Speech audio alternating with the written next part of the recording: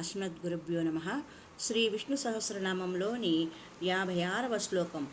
అజో మాహార్క స్వభావ్యో జితామిత్రః ప్రమోదనః ఆనందో నందనో నందః సత్యధర్మా త్రివిక్రమః. అజో మాహార్క స్వభావ్యో జితామిత్రః ప్రమోదనః ఆనందో నందనో నందః సత్యధర్మా త్రివిక్రమః. ఆకారం నుండి ఆవిర్భవించిన అజుడు వైష్ణవ వర్చస్సుతో కోటి మన్మధులకు సాటి అయి సృష్టిని దృష్టిని ఆకర్షిస్తాడు.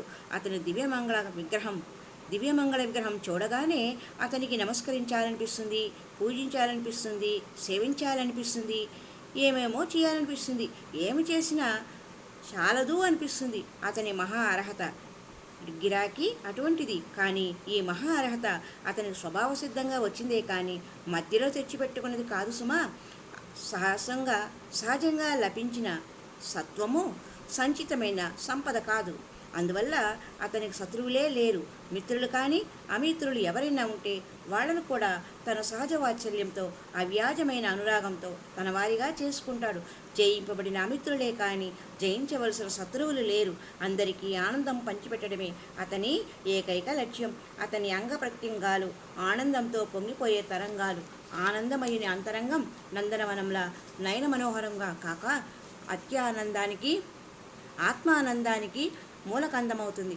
అనుక్షణం ఆనందంలో మునిగి ఆనందంలో పెరిగి అందరికీ ఆనందాన్ని పంచిపెట్టే నందనందనుడు సత్యధర్మ సమీక్షణం వలన 3 లోకాలను పాలించగలుగుతున్నాడు.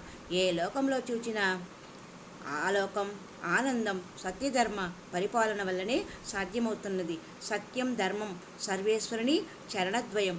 ఆ బలంతోనే లోకనాయకుడు లోకత్రయాన్ని సేవించగలుగుతున్నాడు. లోకం అతనిని ఆరాధిస్తుంది, లోకాన్ని అతను సేవిస్తాడు. ఈ సేవక భావన చాలా విచిత్రమైనది. హరి ఓం తత్సత్. ఓం నమో నారాయణ. ఓం నమో నారాయణ. ఓం నమో నారాయణ. హరి ఓం.